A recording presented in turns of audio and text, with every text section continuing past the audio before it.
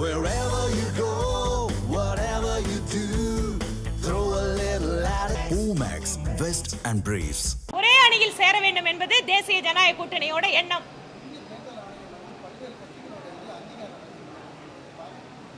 இந்திய தேர்தல் ஆணையத்தில் ஒரு அரசியல் கட்சியாக பதிவு பெற்றதற்கு பின்பாக அவங்களோட விதிமுறைகளின்படி கட்சியை நடத்துகிறார்களா? உரிய நேரத்தில் செயற்குழு, பொதுக்குழு இந்த மாதிரி ஜனநாயக ரீதியாக விதிகளுக்கு உட்பட்டு அந்த அரசியல் கட்சி இயங்குதா அப்படின்னு தேர்தல் கமிஷன் பார்க்கும். அப்படி அவங்க ஆதாரங்களை கொடுக்கலன்னா அந்த அரசியல் கட்சிகளோட அங்கீகாரத்தை ரத்து பண்ணுவாங்க.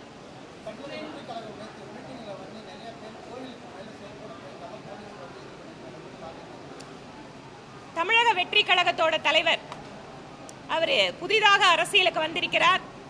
அரசியலுக்கு யார் வேண்டுமானாலும் வரலாம். மக்களுக்கு சேவையாற்றுகின்ற உயர்ந்த எண்ணம் இருக்கின்ற அத்தனை பேரும் அரசியலுக்கு வர வேண்டும் என்பதுதான் எங்களோட நோக்கம்.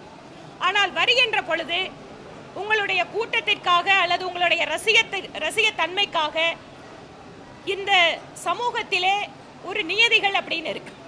எதுக்கு மரியாதை கொடுக்கணும், எது புனித தன்மை அப்படிங்கிறதெல்லாம் அதையும் சேர்ந்து அந்த ரசிகர்களை தொண்டர்களாக சரியாக மாற்றாவிட்டால் உங்களுக்கு எந்த பலனும் கிடைக்க போறதில்லை. அதனால் பஸ்ல ஏறி இல்ல இந்த பிரச்சனை உறுதியாக முழுமையாக தெரிந்து கொள்ளாமல் ஏதோ ஒரு வசனத்தை பேசுவது, அதன் வாயிலாக ஒரு கூட்டத்தை கூட்டுவது என்று இருந்தால் இது ஒரு பபிள் மாதிரி ஆயிரும். அதனால திரு விஜய் அவர்கள் ஒன்று பேசுகின்ற விஷயத்தை பற்றி முழுமையாக படித்து தெரிந்து விட்டு பேச வேண்டும். குறிப்பா நேற்று மீனவர் பிரச்சனை பேசியிருக்காரு. அவர் கேட்கறது 2011 போராடுங்கிறது சரி. 2011 காங்கிரஸ் ஆட்சி இருந்தது, அதனால நீங்க போராடுனீங்க. 14க்கு பின்னால மீனவருக்காக போராடுகின்ற சூழல் உங்களுக்கு வந்துதா? வரல.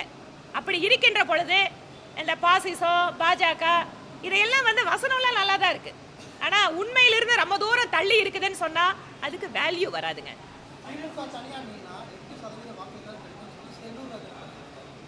இன்னைக்கு கூட்டணி அப்படின்னு வந்ததுக்கு அப்புறம் அதிலும் நம்மளுக்கு கடந்த ஒரு 25 வருஷங்களா பார்த்தீங்கன்னா தமிழ்நாட்டில் ஏதாவது ஒரு விதத்தில் கூட்டணி என்பது எவ்வளவு பெரிய அரசியல் கட்சியாகவும் தேவைப்படுகிறது. இது யதார்த்தம், இது கழை யதார்த்தம். இதை புரிந்து கொண்டுதான் அரசியல் கட்சிகள் பேசணும். இல்லைன்னு சொன்னா கூட்டணிக்காக இவ்வளவு பெரிய ஒரு நெருக்கடியே இருந்திருக்காது. அதனால இந்த கூட்டணியை எந்த தலைவர் சரியா எடுத்துட்டு போறாங்க, எப்படி அந்த கூட்டணி பலமாக மாறுகிறது, ஓட் கன்வர்ஷன் எப்படி நடக்குது, இதுவெல்லாம் தான் அரசியல் வெற்றிக்கு முக்கிய காரணம்.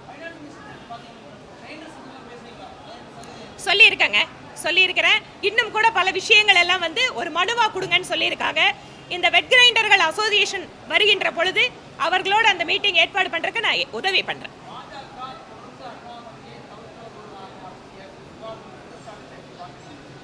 தவிர்க்கிறமா?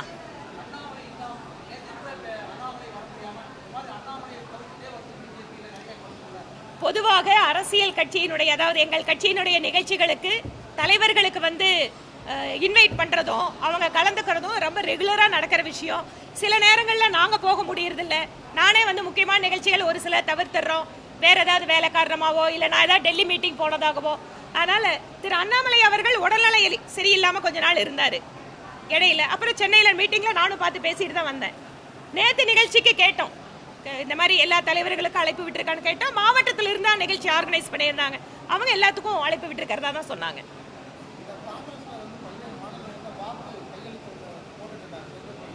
என்னங்க?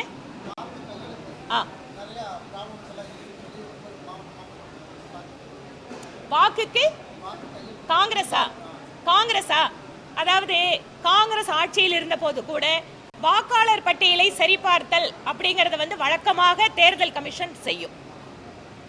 இது வழக்கமான நடைமுறை.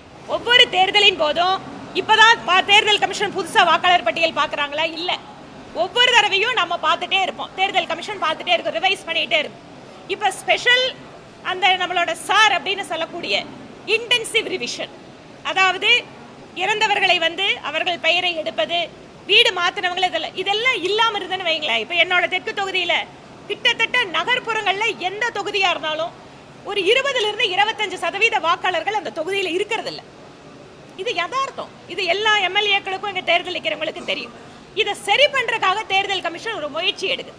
யாரையும் ஆதாரம் இல்லாம வாக்காளர் பட்டியலிருந்து நீக்க முடியாதுங்க. அப்படி இருந்ததுன்னு சொன்னா நீங்க நேரடியா என்னோட பேர் விட்டு போச்சுன்னு தேர்தல் கமிஷனுக்கு ஆன்லைன்ல நீங்க கொடுக்கலாம், அல்லது அதிகாரப்பூர்வமாக அரசியல் கட்சி முகவர்கள் பூத் ஏஜென்ட் ரெப்ரசன்ட் பண்ணலாம். எல்லாம் வாய்ப்பு இருக்கு.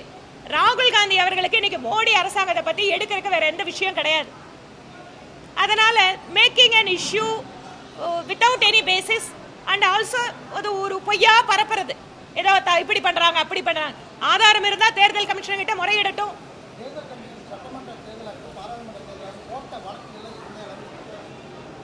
தேர்தல் கமிஷன் போட்ட வழக்கு எங்க இருக்குன்னா என்ன கேட்ட எனக்கு என்ன தெரியும், தேர்தல் கமிஷன்ல கேளுங்க. எனக்கு அதை பத்தி நான் எங்கிட்ட டேட்டா இல்லைங்க. தேர்தல் கமிஷன் எத்தனை வழக்கு போட்டாங்க, எத்தனை வழக்கு நிலுவைன்னு எனக்கு தெரியாது. அது தேர்தல் கமிஷன் அதிகாரி தான் சொல்லணும்.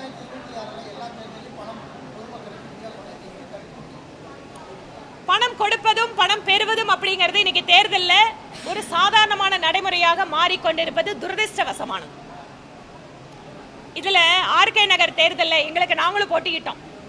அப்போ பணம் கொடுக்குறாங்கன்னு தெரியுது, கம்ப்ளைண்ட் கொடுக்கறதுக்கு தேர்தல் கமிஷன் ஒரு ஃபோன் நம்பரை கொடுக்குறாங்க. அப்போ நாங்கள் கேட்குறோம், தேர்தல் கமிஷன் நீங்க ஃபோன் நம்பர் கொடுத்துருக்கீங்களே, ஏன் புகார் நீங்க நடவடிக்கை எடுக்கலன்னு கேட்டா, பணம் வாங்குறவங்க யாருமே புகார் கொடுக்கலன்னா நாங்க எப்படிங்க நடவடிக்கை எடுக்கிறதுங்கிறாங்க. அதனால இதுல ரெண்டு தரப்புமே முயற்சி பண்ணணும். அரசியல் கட்சிகளும் சரி, பொதுமக்களும் சரி. பணம் வாங்குற பிரச்சனை, பணத்தை வாங்கிட்டு ஓட்டு போடுற பிரச்சனையை ரெண்டு தரப்பு சேர்ந்தாதான் இதை நிறுத்த முடியும். நன்றிங்க.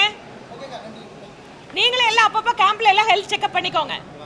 Wherever you go, whatever you do, throw a little at it. Omax, Vest and Briefs.